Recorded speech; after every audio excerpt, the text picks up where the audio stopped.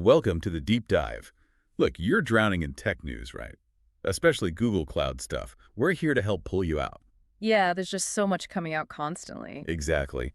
So today, our source is the latest Google Cloud Platform Technology Nuggets Roundup.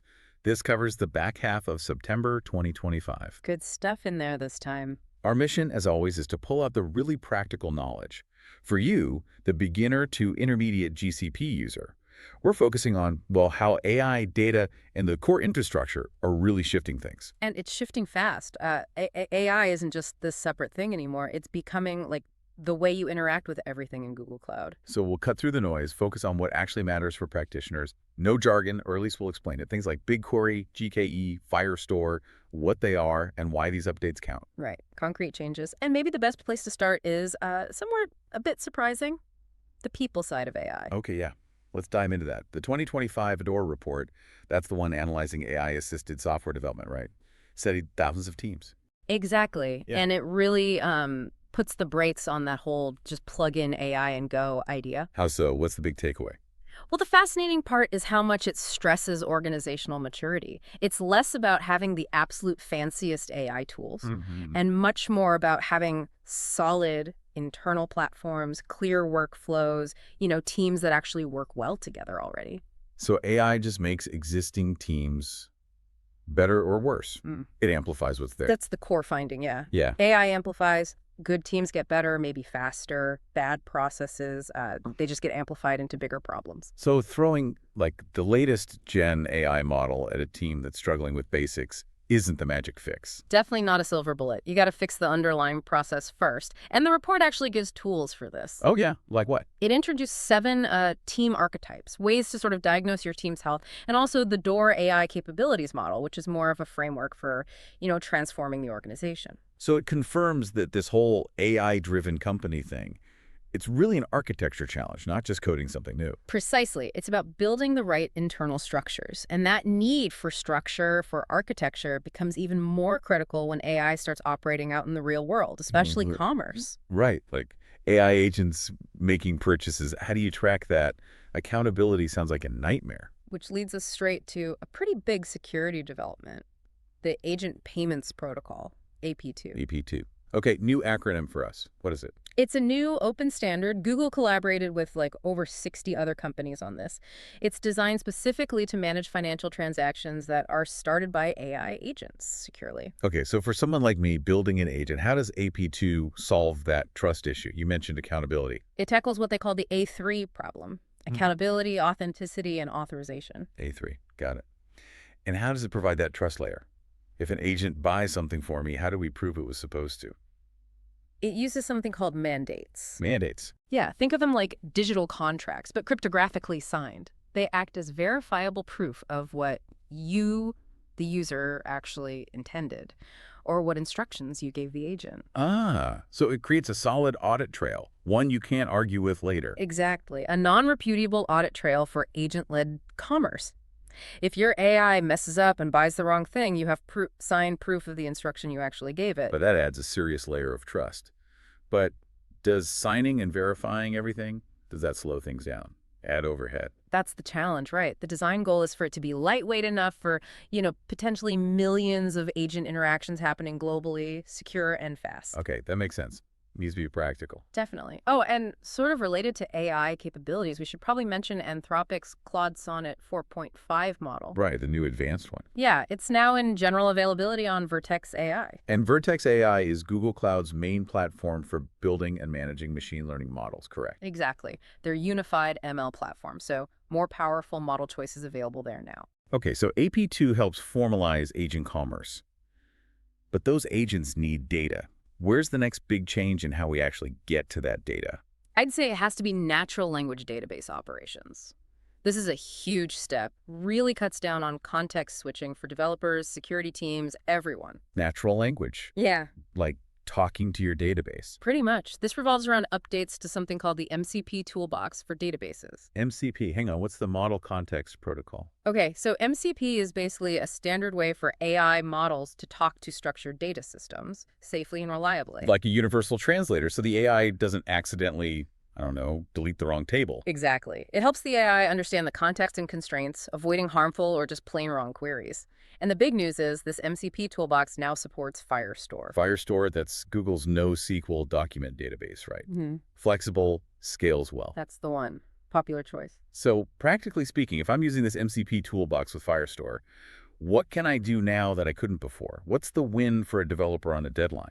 Instead of writing manual queries or digging through docs to figure out security rules. Which takes forever. Right.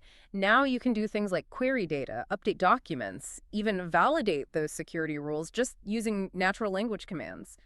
Plain English. Wow. So you just ask, show me users in California with unpaid invoices. Mm. Or, are these security rules blocking access for the support team? Essentially, yes. It dramatically speeds up debugging and checking security because you're not bogged down in syntax. Okay, faster debugging by talking to the database. I can see the appeal.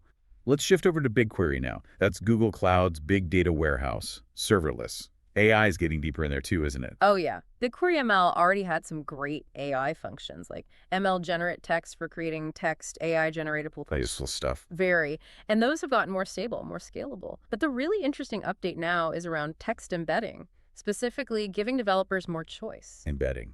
That's turning text into numerical representation so AI can understand it. Exactly. And the choice you get now in BigQuery ML is pretty significant. What's the choice? You can use Google's own powerful Gemini embedding model, or you can now tap into, get this, over 13,000 open source models from Hugging Face. 13,000.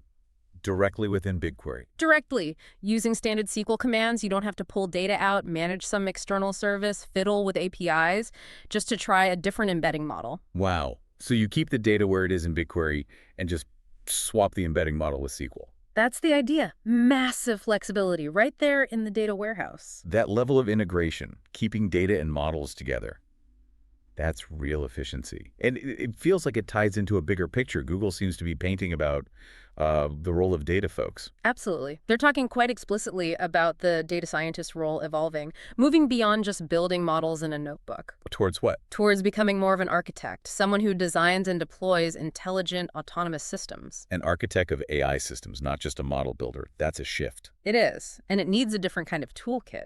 So what's new in the toolkit to support this data architect role? Well, we're seeing updates in Colab Enterprise notebooks. Those are the integrated notebooks for BigQuery and Vertex AI work. They now support more frameworks like BigQuery Data Frames, which is BigFrames, and also Spark through PySpark. Okay. Better notebook support. Plus, new things in BigQuery itself, like continuous queries, ways to automatically generate embeddings. There's this whole build, deploy, connect toolkit concept emerging with things like an agent development kit.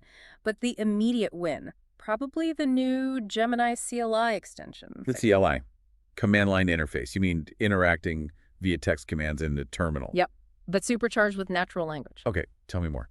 A single terminal sounds nice instead of jumping between consoles for different data services. Exactly. There are 18 new extensions just for Data Cloud products. So BigQuery, Cloud SQL. Cloud SQL, the managed MySQL, PostgreSQL, SQL Server 1. Right. And AlloyDB. The high-performance PostgreSQL compatible one. Yes. And Firestore, which we mentioned earlier, you can now use natural language in your terminal to manage these services, like setting configurations and also to query them. All from one command line window, using English. Pretty much. Think about how much that reduces jumping around, looking up commands. Big productivity boost for anyone managing data infrastructure on GCP. Okay, that natural language interaction across the board is a clear theme. But managing all this intelligence, it must demand better security fundamentals too, right? Absolutely. Complexity breeds risk. So let's talk security. First up, there's a new perimeter defense called DNS Armor. DNS Armor. Developed with Infoblox, I saw. What does it actually do? It's a cloud-native service that watches the DNS queries leaving your Google Cloud workloads. Provides real-time threat detection for that outbound traffic. So it's making sure my applications aren't secretly talking to malicious servers on the internet, phoning home to bad guys. That's exactly it. It spots things like DNS tunneling, where data is snuck out via DNS lookups, or connections to known command and control servers, C2 servers. And how does it know what's bad?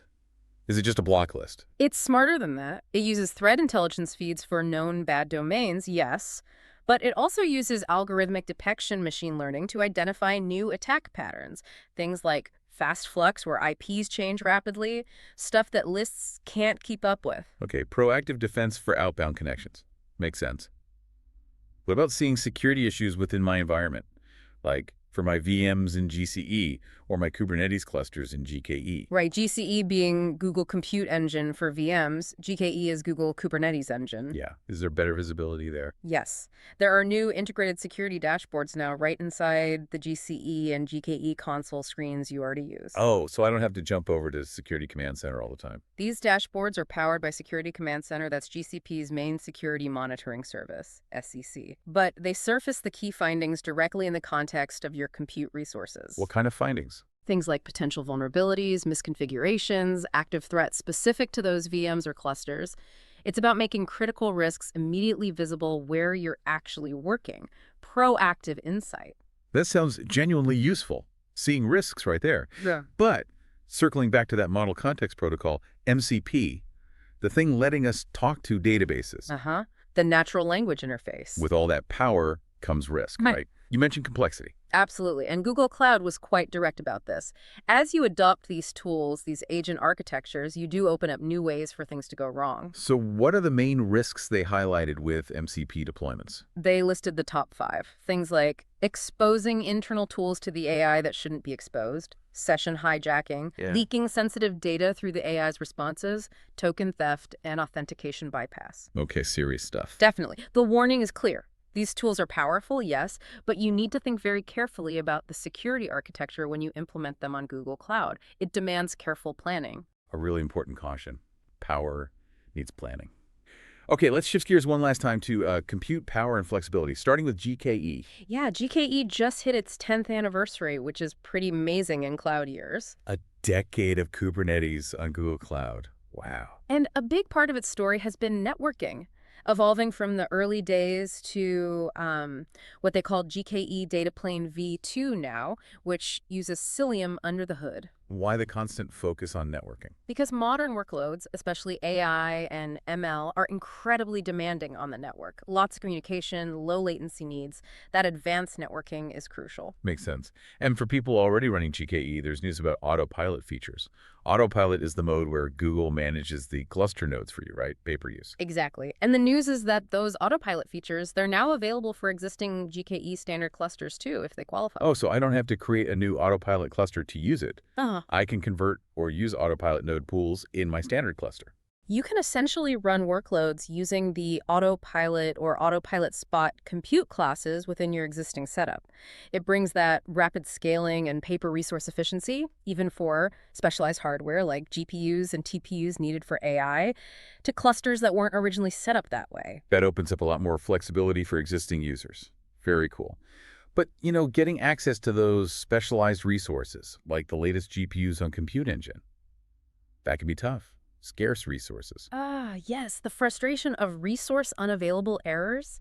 That's exactly what FlexStart VMs aim to solve. FlexStart VMs, a new way to request VMs in GCE. It's a new consumption model, yeah. Yeah. Specifically designed to make it easier to get those hard-to-get resources, especially for AI and high-performance computing. How does it work? How is it different than just hitting create VM and hoping? It uses something called the Dynamic Work Scheduler, or DWS, instead of you manually retrying. Hitting refresh like crazy. Right. Instead of that, you queue up a single VM request. You tell it what you need, and it will wait intelligently for up to 2 hours for that capacity to become available. So it turns my frantic clicking into a persistent, patient request. That's the idea. It hunts for the resource for you, leveraging short-lived availability. Transforms the user experience for getting scarce hardware. That sounds much better. Less frustrating. Now, is it like a guaranteed reservation within that 2-hour window? It's not strictly guaranteed, no, but it significantly improves your odds compared to manual retries. It gets you in the queue intelligently and automatically grabs the resource if it pops up. Much higher success rate for those time-sensitive jobs. Okay, automates the hunt. I like that. Now, what if I'm looking to move my regular workloads, my standard VMs, to the newer machine types, like the N4 or C4 series? Migrations can be tricky. Yeah, ensuring you actually use the new hardware and don't disrupt things, Google Cloud rolled out 2 features to make this smoother. One technical, one commercial. Okay, what's the technical one? For GKE specifically, it's called compute classes. It lets you define a prioritized list of machine families for your node pool autoscaling. So I can say prefer N4, but if it's not available, fall back to N2. Exactly. It ensures GKE tries to use the near preferred hardware first, but has a seamless fallback for resilience. Keeps things running smoothly during the transition. Smart. And the commercial side, making sure my discounts follow me if I switch machine types. That's where compute flexible committed use discounts, or flex CUDs, come in. Flex CUDs, how are they different? Your commitment, your discount, applies to your total eligible compute spend across multiple machine series within a region. So if you migrate a workload from, say, N2 to N4 machines, your discount automatically applies to the N4 usage. The savings follow the workload. So I don't lose my CUD value just because I upgraded my hardware. That's genuine commercial flexibility, removes a barrier to adopting newer tech. Precisely. Okay, and just to round out infrastructure, a couple of quick customer examples they mentioned. Yeah, who's using this stuff? Uber apparently redesigned their global network on GCP, focusing on better latency and costs. And Target rebuilt their site search using AlloyDB. And the managed PostgreSQL one. Yep. And they saw significantly faster search results. Just quick examples showing these platform improvements translate to real business impact. Good concrete examples. Okay, wow. That was a lot, but really high-impact stuff. Let's try and quickly recap the big themes for everyone listening. Yeah, 3 main threads stood out to me. First, that AI success is deeply tied to your organization. Team health, internal platforms matter hugely. That was the DORA point. Right, get your house in order first. Second theme. Second, how we interact with data is fundamentally changing. It's becoming conversational, driven by natural language. Think MCP toolbox for databases, those Gemini CLI extensions, less manual scripting, more direct interaction, and more choice, like with BigQuery ML embeddings. Natural language and choice for data. Yeah. And third, the underlying infrastructure is getting smarter and more flexible. Things like GKE Autopilot for existing clusters, Flex Start VMs to grab scarce resources, and Flex CDs making upgrades easier financially. It's all about making the platform more autonomous and adaptable. So better teams, easier data interaction, more flexible compute. These updates really equip you, the GCP user, to handle this faster, more agent-driven cloud world. That's the goal, preparing for what's next. Okay, we've covered the key nuggets from this period, but before we sign off, we always like to leave you with a final thought, something to chew on. Okay, here's one based on everything we discussed. We're seeing AI agents becoming more autonomous, natural language becoming the default interface for complex tools like BigQuery and even the command line. So the question is, how quickly do you, as a practitioner, need to shift your own identity? Shift identity. How so? From thinking of yourself primarily as maybe a coder writing scripts or an operator managing individual machines, to thinking of yourself as a system architect, someone who designs the intelligent workflows, connects these powerful components, orchestrates the agents. Connecting back to that data scientist is architect idea. Exactly, that shift from operator to architect. Like, how fast does that need to happen to really leverage these tools effectively? Because the tools are pushing us in that direction fast. A really powerful question. Operator or architect? Something to definitely think about on your next project. Thank you for joining us for this deep dive. We hope this shortcut through the latest updates helps you stay ahead. See you next time.